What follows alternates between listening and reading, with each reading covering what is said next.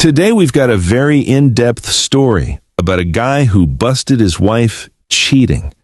So settle in and check out how this one plays out. I'm at a complete loss. I don't know what to do. There were signs and I overlooked them. I was blinded by love and never imagined this would happen to me. Not with her, my wife and best friend of nearly 20 years. I work out of town and wasn't supposed to be back until tonight. We were supposed to leave for a 2-week road trip tomorrow. Things were slow at work, so I came home yesterday afternoon.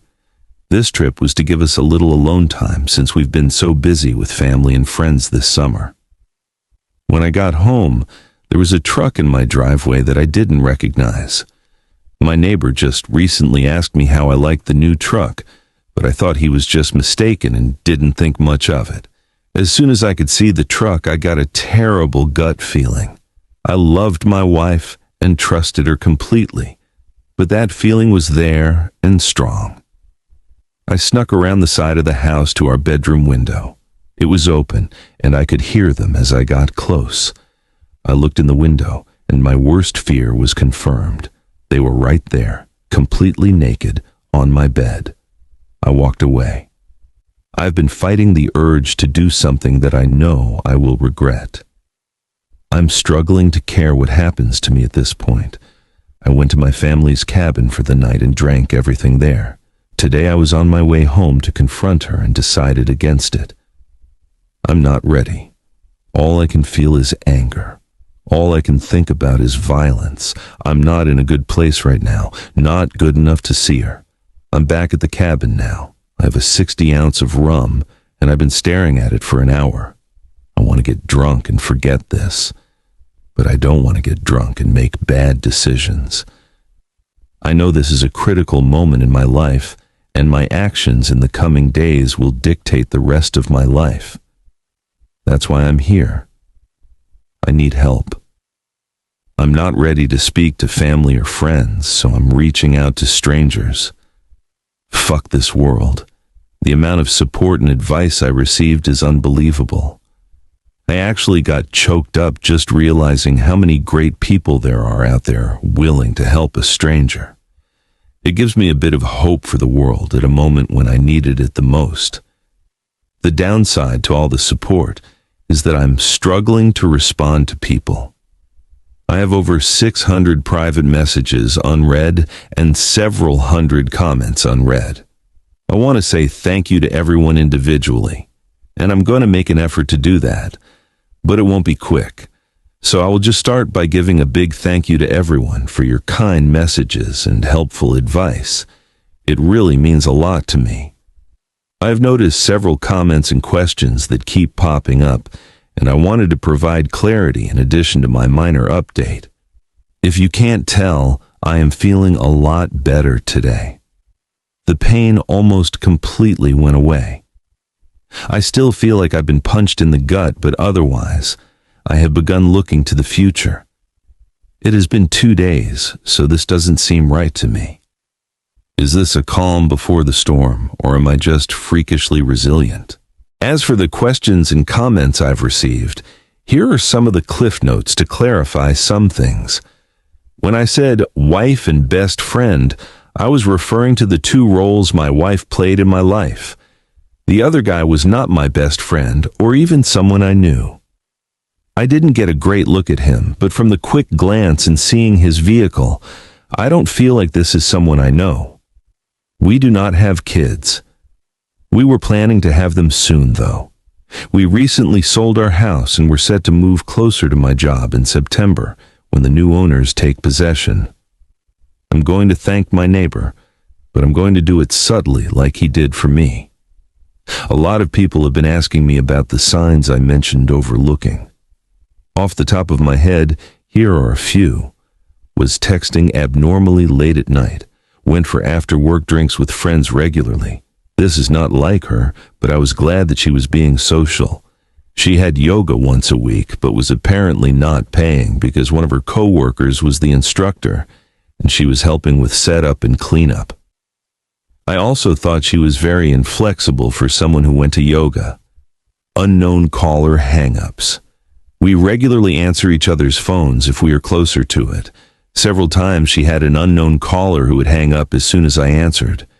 We get a lot of spam calls, but usually it's a telemarketer or a debt collector looking for the previous owner of the number. Rarely it's a hang-up. The update is a work in progress. When my brother arrived, we had a good long talk. He has been my true best friend, and I realized I need to always remember that and know that he will always be there for me without judgment, the same way I would be for him. He really sets the standard for what a true friendship is, even if we fight on occasion. Since I was supposed to be home last night, I decided to respond to my wife's text. We aren't allowed to have phones on site, so it was reasonable for me to only be texting her. She knows it's easy for me to sneak in some texts. I wrote her and said I needed to go to one of my company's remote sites and wouldn't be able to call her until the end of the weekend. I told her that I would cancel all the reservations and rebook later. She said she could take her best friend with her this weekend to the romantic bed and breakfast on a vineyard that I booked. I knew it wasn't the best friend she wanted me to think would be going. I told her that I already gave it to my brother and his wife, since it was non-refundable, and they would pay me back in a month. This morning, I canceled all the reservations except the romantic one. My brother was coming with me. Fortunately, the hotel let us switch from the honeymoon suite to a room with 2 beds. There also happens to be a really nice lake and boat rentals nearby, so this just turned into a long overdue fishing trip with my brother. This means I am free for the weekend. I don't have to write her or talk to her for a few days, so that relieves some stress and gives me more time to think. I'm currently in the mindset to get a divorce. I honestly can't see it any other way. My brother's supportive of this, but has asked me to take a few weeks and speak to someone. His wife has a friend who is a couples counselor and is willing to talk to me on Monday. I don't see it changing my mind, but at least it might help untangle some of this mess for me. I'm also taking a bunch of the advice on here and starting to speak to lawyers, at the very least to prepare for what I think is inevitable. I want to do this right. I've never thought of her as someone who would try to screw me over, but I also never expected her to cheat. So I think I need to be prepared for anything. Thanks again, everyone. I'm going to try to enjoy my weekend as much as possible.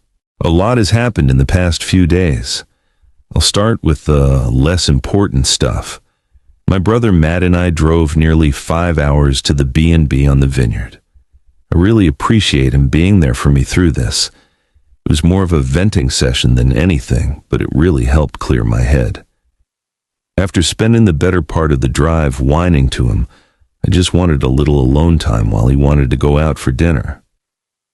I stayed in the room, and he went out to eat and took me back some food.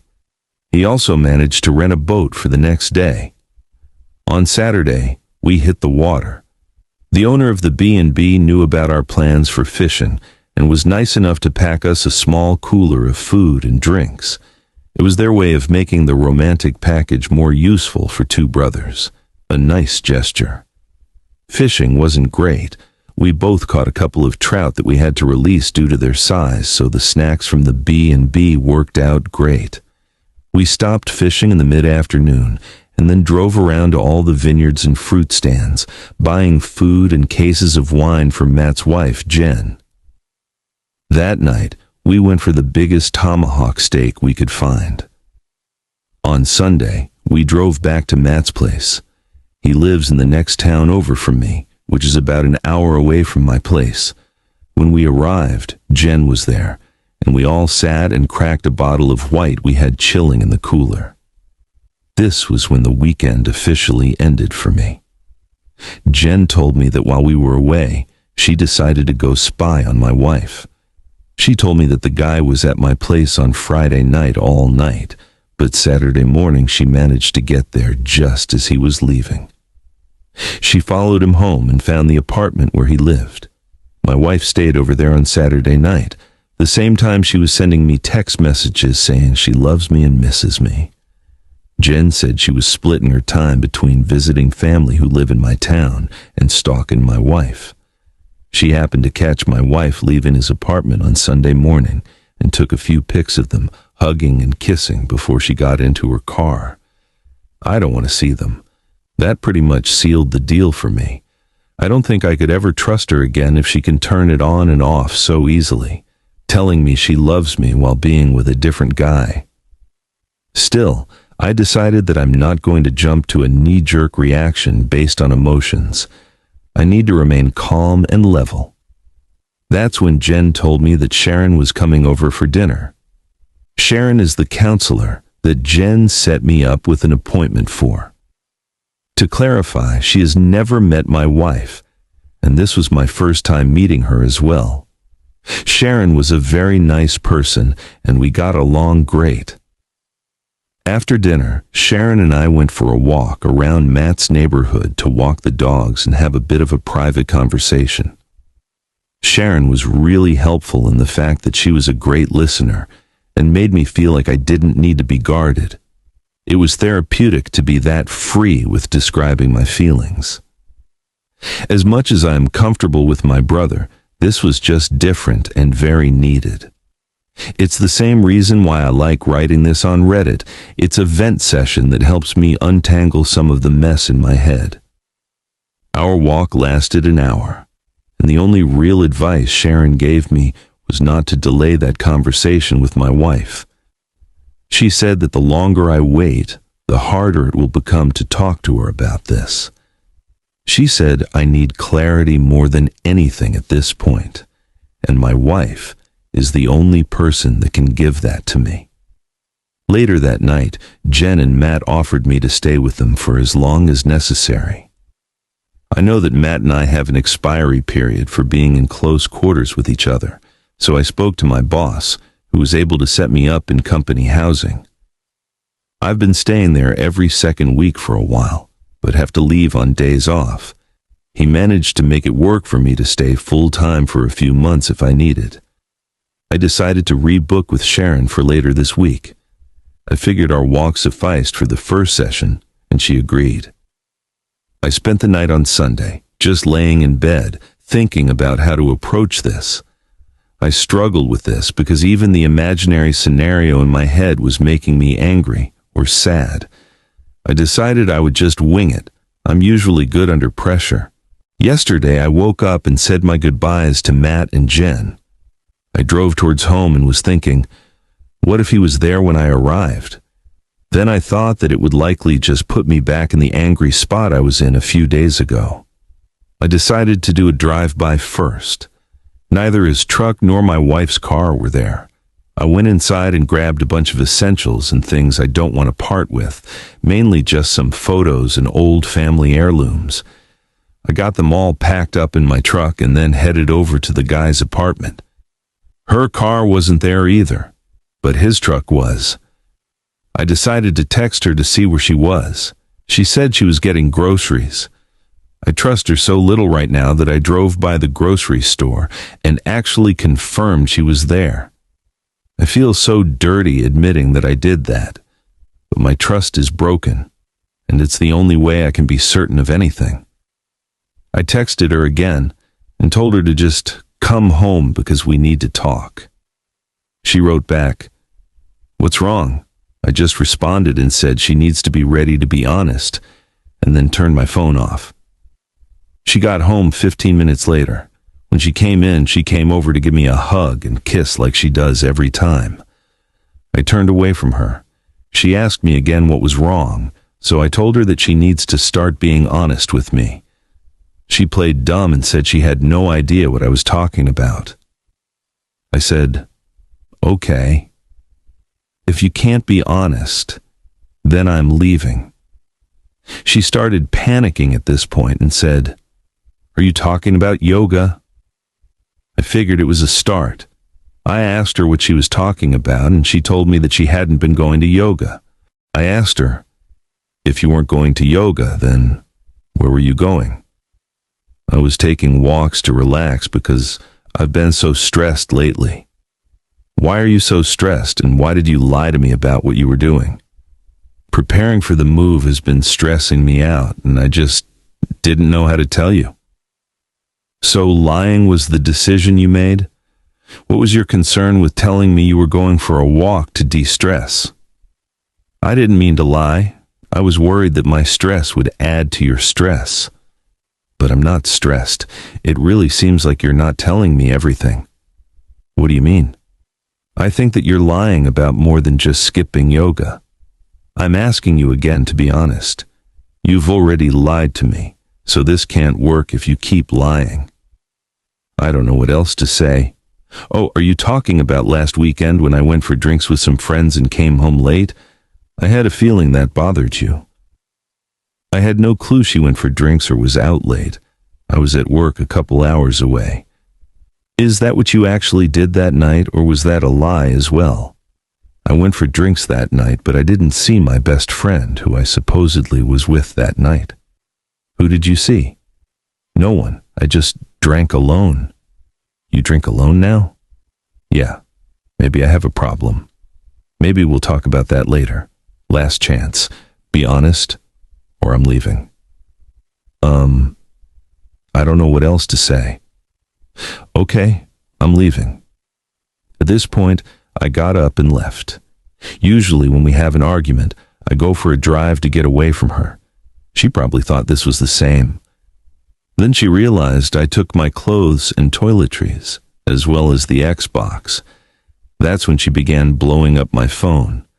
I told her that I gave her a chance to be honest, and she didn't, so there's nothing left to say. She begged and pleaded with me to come home to talk about this in person. She said she had no idea why I was so upset or what I think she did.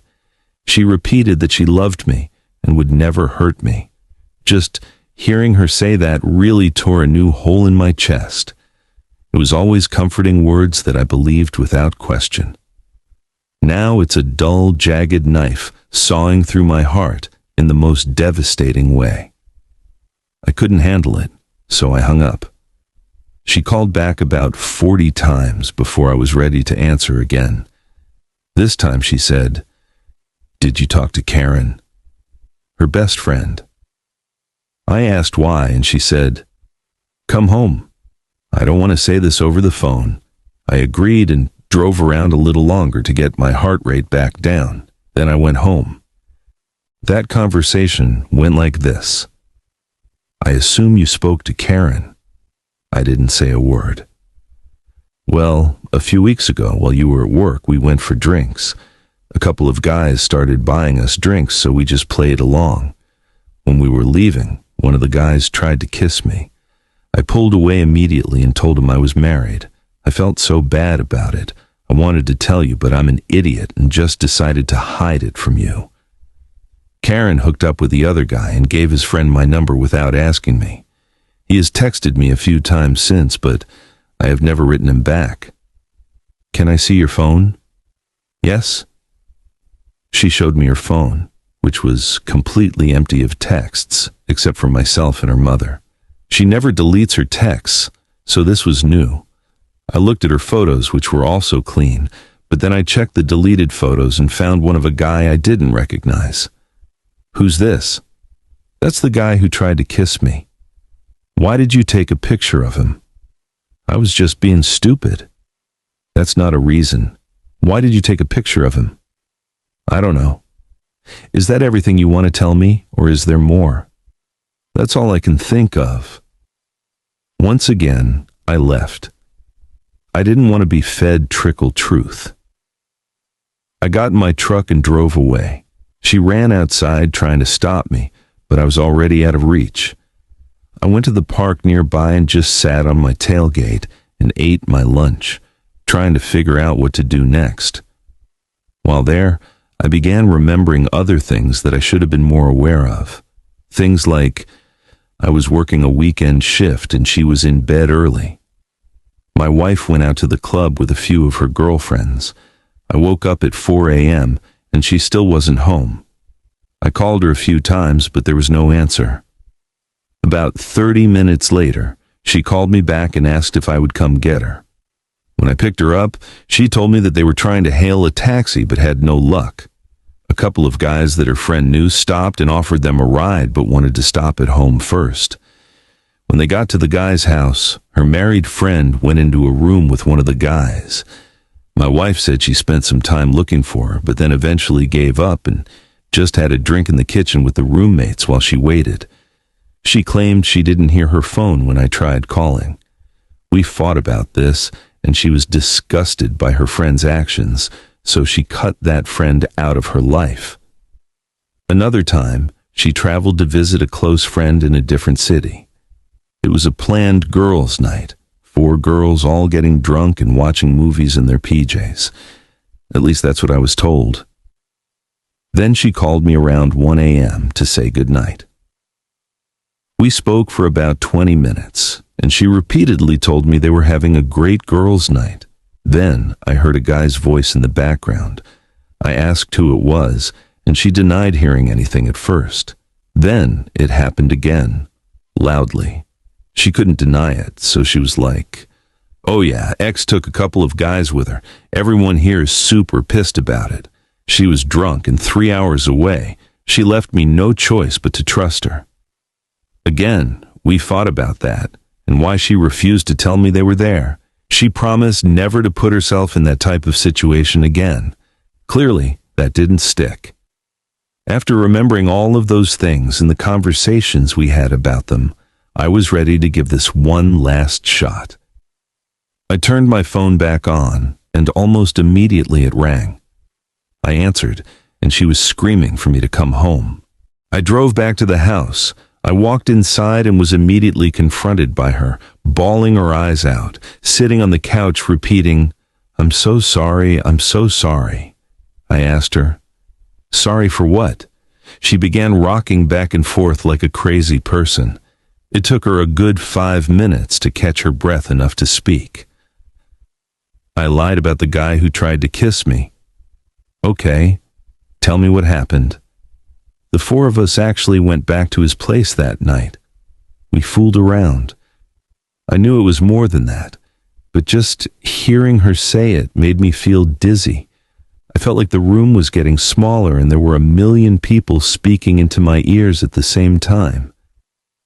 I think I was having a panic attack.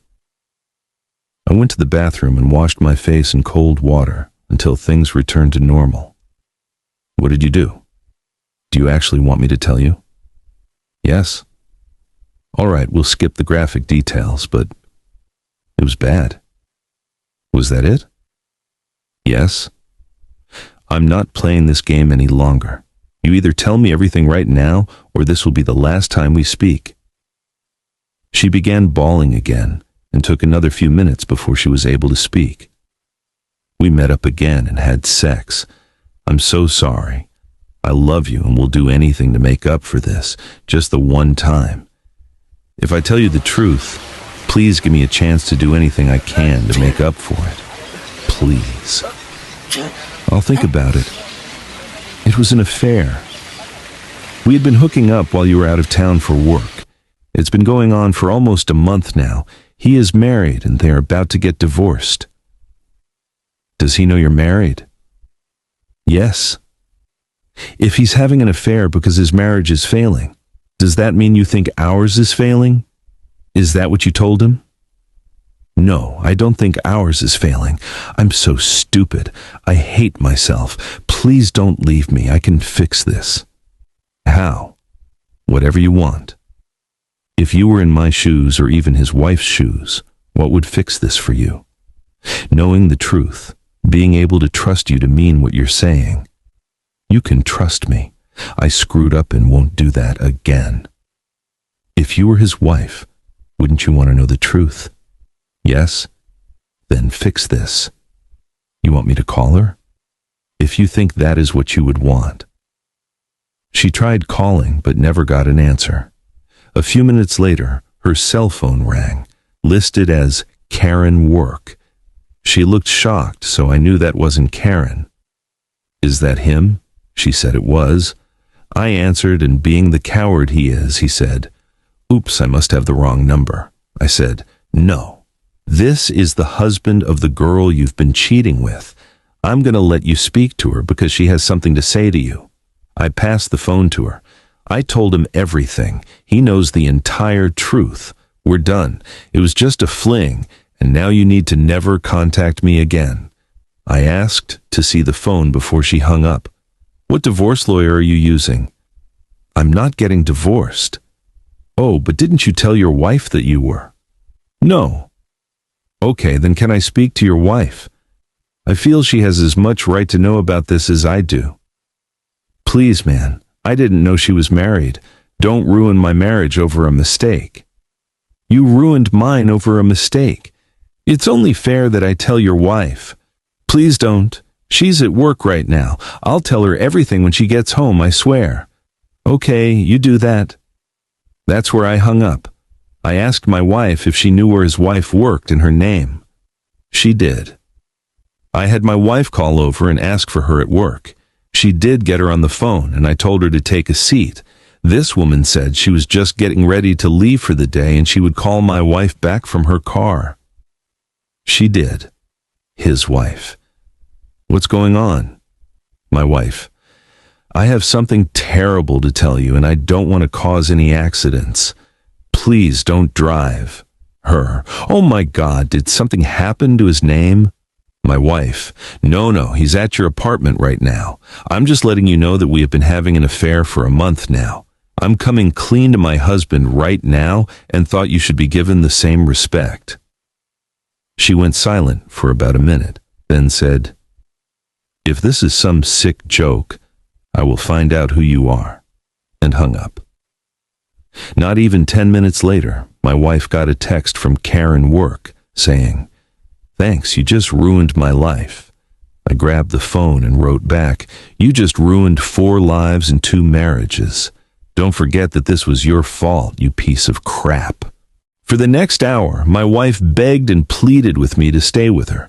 She offered counseling. She offered to never leave my side. She even offered me sexual favors. This was everything that I expected thanks to the comments here. She then said we should go on that vacation, her treat. We need time away, was her reason. We need to spend some quality time together because my work schedule has been pushing us apart lately. Also exactly what I expected her to say. She wasn't expecting me to tell her that I went anyway. She also wasn't expecting me to tell her that I already have counseling booked for myself. She definitely wasn't expecting me to tell her that I busted her on my very own bed. I can only imagine she didn't expect me to have a place already lined up to stay. When I told her all of that, she fell to the floor, bawling. She started saying how she didn't deserve to live. She told me I should just kill her right now because she's too terrible to be with anyone. It went on like that for a while. I stayed for a total of 4 hours listening to her make excuses, then try to hug me or cuddle me or even do sexual favors if I would just stay and work through this with her. In the end, I called Karen and told her that her cheating friend is suicidal and that she should come keep an eye on her. Then I left. It's been almost a full day since that went down, and I haven't spoken to her since. She's been calling and texting me all day. Her friends and family have been calling and texting me all day. Everyone has a different excuse or a different plea for empathy. Her father is the only one who wrote me and told me that I need to do what is best for me, and he will always love me like a son no matter what happens. Reading that was what made me have a good cry for the first time since all this began. I meet with Sharon, my counselor, tomorrow and a lawyer on Thursday. I think you know where this is going, but until it happens, I'm just not sure about anything. This past week was very eventful. I've been going back and forth between camp and my brother's place. I'm trying to be as little a burden on them as possible, so I only stay on nights when I have an early appointment. My company has allowed me to take a few weeks for personal time, which has been an amazing help. I've continued visiting Sharon, the therapist. I've seen her a total of 3 times now. I personally am in a better state of mind than I was last week, so while I don't really think our visits are that productive, I think it's a good chance to clear some thoughts I have in my head. For that reason, I will keep going for now. I spoke with a lawyer last Thursday. With their direction, I made a list of all assets and finances, including debt. I then went to the bank and asked them to put a stop on our accounts that doesn't allow anyone to withdraw money without the other person present. We both have our pay deposited into our personal accounts, so this won't stop either of us from accessing new money, just the old and shared money. The lawyer did suggest that I don't confront her until I serve her the papers, but it's already too late for that. For the duration of the week, I was receiving calls and texts pretty much constantly from my wife, her family, and her friends. This past weekend, my sister-in-law organized a family get-together at the cabin. I went and had to drop the bombshell on my family. At least it's out in the open now, and I can include them in my recovery process. Things were going as great as can be expected until Saturday night at around 8 p.m. I was sitting around the fire with my brother and dad when my wife's car pulled up. My brother Matt told me that he would take care of it. My dad and I decided to go for a walk around the property, out of sight from the driveway. We were barely in the forest when I could hear my wife screaming at my brother to get out of her way. She had a couple of friends with her, and they were yelling at Matt as well, telling him to mind his own business. He made a valiant attempt, but ultimately they were too much for him to handle. She got past him and rushed right towards us. She must have seen us head that way. My dad offered to deal with her, but I said I will deal with her. My wife, let's call her Kate, came running over to me bawling. She immediately went for a hug, and I didn't stop her, but I didn't hug her back. She begged me to just speak to her. I agreed, and we walked around the property trails to have a little privacy. Kate tells me that the other guy's wife has left him.